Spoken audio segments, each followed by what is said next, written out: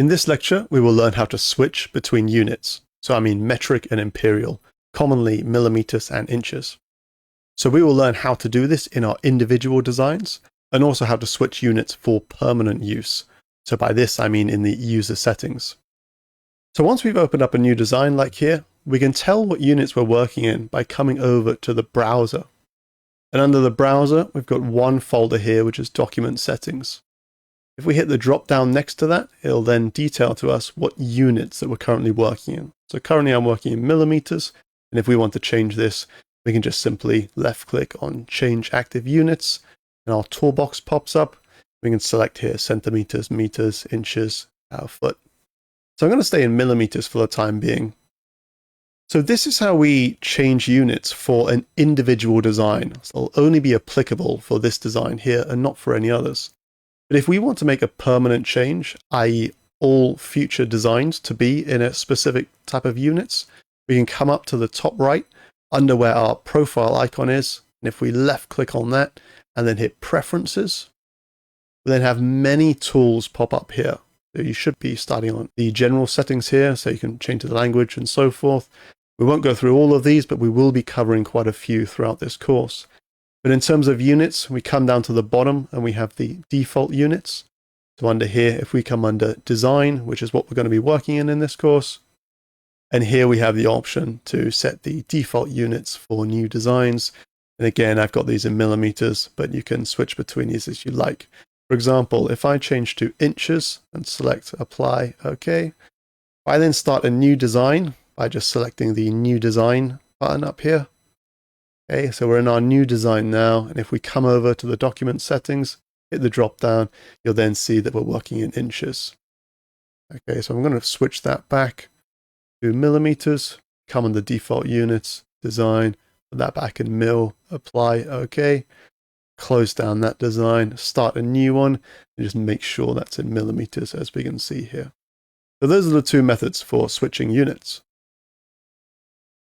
Let's now take a look at our environment, and you see here that we have this grid. Now, many students have asked me previously how they can turn off the grid. The grid is there as a reference point, and it's good to help with 3D visualization. But I understand that it can be quite distracting. So in terms of turning this off when we are in design mode, we come down to our display tools down here, in where we have grids and snaps. Just hit the drop down there, and we've got this option here to turn off the layout grid. And then we can continue to design in just a plain environment like so. Another option we have here as well is grid settings. So if I turn the grid back on and go to grid settings, we've got a toolbox pop up here. We've got the option here to have the grid as being adaptive or fixed. For me personally, if you keep the grid on, I would recommend keeping it adaptive. So what this does is it adapts according to sort of how far you are zooming out or zooming in. It depends on the scale in which you're modeling. If you're modeling something very large, it will adapt accordingly. Otherwise, if we have it as fixed, we can actually fix like the major grid spacing. So in this case, if I change that to 500 mil, you can then see the grid has changed to 500 mil spacing, and the minor subdivisions, if I change that to, let's say 2, I'm going to press OK, I'll then need to zoom out so that we can see the scale of the grid now. So we have 250 mil going on half a meter and in the other direction. I'd recommend, for me personally, grid settings, I usually keep the grid on, and I recommend keeping it on adaptive, pressing OK, and then regardless of the scale we're modeling, the grid will adapt accordingly, as we can see that I'm zooming in now. Just for reference, by the way, I'm using the mouse wheel to zoom in and zoom out. The way you see me panning around, I'm using the middle mouse button. We'll cover all those details in a later lecture alongside a few keyboard shortcuts. Now let's take a look at the environment and some of the display settings. So if we come down to the panel at the bottom and then under display settings, hit the drop down there. And first, let's take a look at environment. So right now I'm in photo booth. You see it's a white background. I'm going to give an example here. Let's select gray room. And there we're working in a gray background. Let's try one more. Let's go into tranquility blue. We've got that nice blue background there. I typically work in photo booth, but it's completely up to you, whatever your preference. I like to have the white background for me personally. Also under display settings, we've got some visual styles. So to better demonstrate this, I'm actually going to open an existing part. So this is a fastener that I've drawn previously. I'm going to use this as an example to show you about the visual styles. So the default is shaded with visible edges. Okay, so we can see the edges there are highlighted in black. And we've got options here to change the visual style. So you may want to just have it shaded with hidden edges. Okay, so shaded part, and then we can see the hidden edges.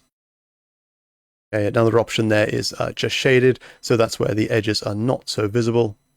We've also got there the option for wireframe, and also, yeah, wireframe with hidden edges and with visible edges. Okay, like so. The visual style that I prefer to model in is shaded with visible edges only. Okay, like so. I think that's sort of visually the most easy to read parts and assemblies in. And the last setting I want to show you whilst we've got this part open are the viewports. So if we hit the drop down here and go on multiple viewports, we can then see we've got our sort of ISO view at the top right here. Then we've got our front view, top view, and side view. And this can be really useful if we're communicating with clients or working with other team members, other engineers, other students, etc. So another option there in which we can work with our parts.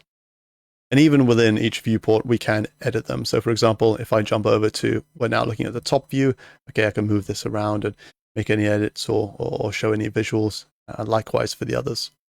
If we want to leave the viewports, we just hit the drop down again and then just go on single view. Then we're back to our original part in a single view. Okay, I hope that all makes sense in this lecture. And again, if you have any questions, please send me a message. Aside from that, I will see you in the next lecture.